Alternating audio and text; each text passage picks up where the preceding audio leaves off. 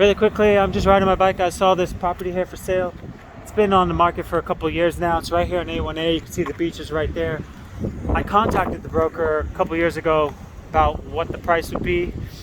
They told me around $1.4 million for this thing. I don't think it's worth that, but you are paying for the location and the potential, but the amount of work that needs to go into rehabbing this thing is going to be significant. You probably need a good 200, 300,000 just to get this thing going, because there's some truss damage there.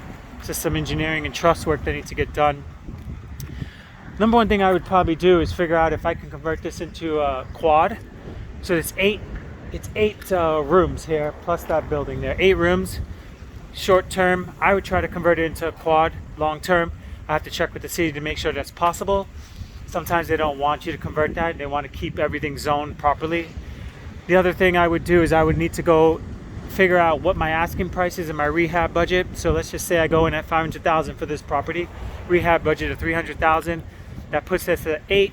Then I need my after repair value, and I have to be at least about 70% of that.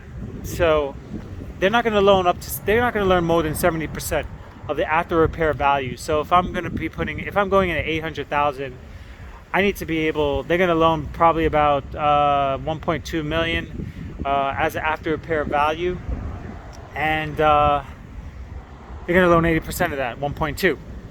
So that's how they really do the math. I mean, every lender is different. So type of loans that you get for this would be private equity, reconstruction, short-term financing, bridge loans, high interest rates, interest-only payments, short-term, year, 2 years max. And then you have to refinance out into long-term debt. So you have to be able to figure out, I have to be able to figure out if I can get long-term money and what that interest rate would be, what that payment would be, and put that all into like an underwriting spreadsheet. Because you want to make sure that you can actually get this thing refinanced out of the short-term money, or else you're going to be screwed and you're going to have to be selling this thing. And you probably make some money on the exit. Every lender is different. Every lender has different criteria. So you really have to know your underwriting. So that's what I would do to actually size this one up. I'm going to actually try to underwrite it and then figure out what I got to go in as a price-wise. Get a couple quotes from short-term lenders and long-term lenders.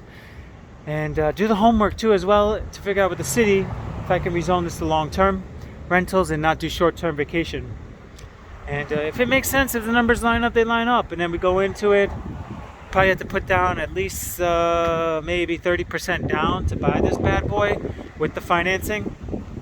So if we go in at 5, 30% of that, I don't know. I don't do the math, guys. Do the math. I suck at math.